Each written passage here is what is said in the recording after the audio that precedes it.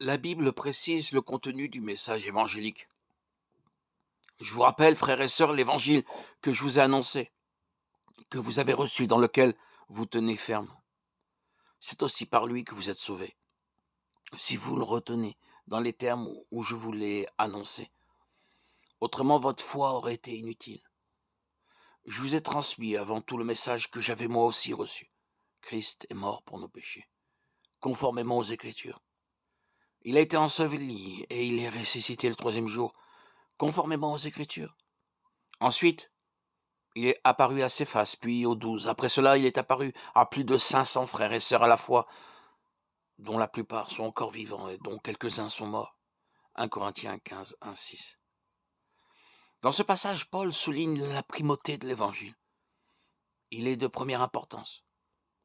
Le message de l'Évangile contient deux faits historiques, tous deux soutenus par les Écritures.